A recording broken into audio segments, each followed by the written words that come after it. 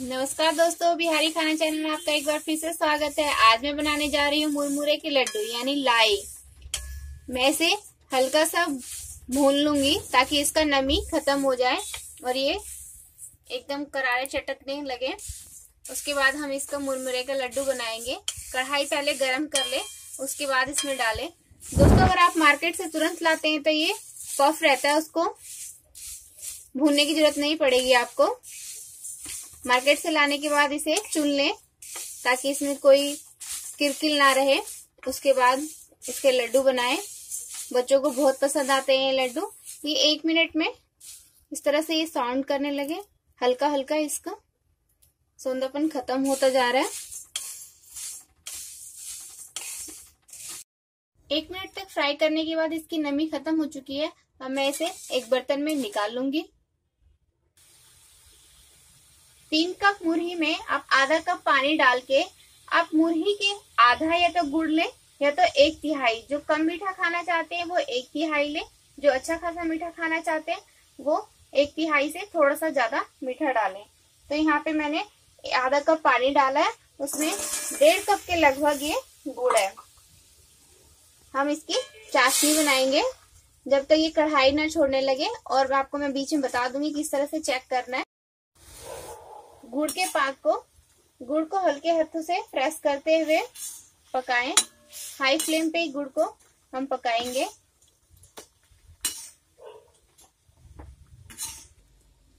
इस तरह से चलाते हुए गुड़ को पकाएं आप।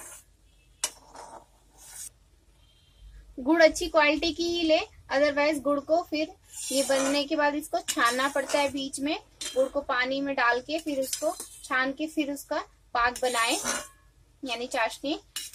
आप चाहे तो इसमें इलायची पाउडर भी डाल सकते हैं 1/4 टेबल स्पून। वो सब लोग नहीं पसंद करते, तो आपको अगर अच्छा लगे तो वो आप डालें। और अदरक भी डाल सकते हैं। वैसे तो चुरलाई में अदरक डलता है, कई लोग मुरमुरे के लड्डू में भी डालना पसंद करते हैं। तो वो आप पे डिपेंड करता है, आपको जिस तरह से अच्छा लगे आप बनाएं। गुड़ ने अब बर्तन छोड़ना स्टार्ट कर दिया, इस तरह से देखिए। और एक दूसरा तरीका है, आप पानी के ले ले किसी कटोरे में और उसमें डालें इस तरह से।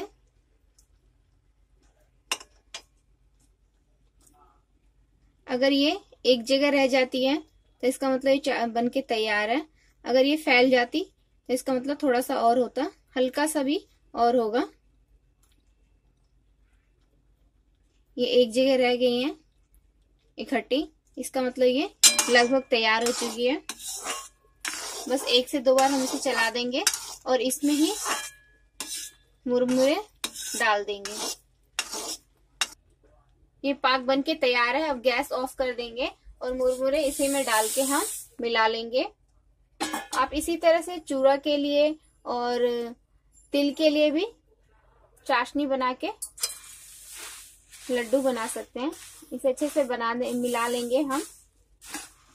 उसके बाद हम हाथों में हल्का हल्का पानी लगाते हुए इसके लड्डू के शेप में इसे हम बना के तैयार कर लेंगे। आप किसी भी शेप में इसे बना सकते हैं। हल्का सा ठंडा हो जाने के बाद अपने हथेलियों में इस तरह से पानी लगा ले हल्का सा।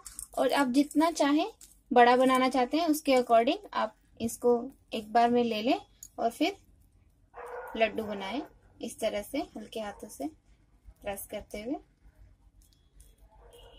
इस तरह से सारे हम लड्डू बनाएंगे।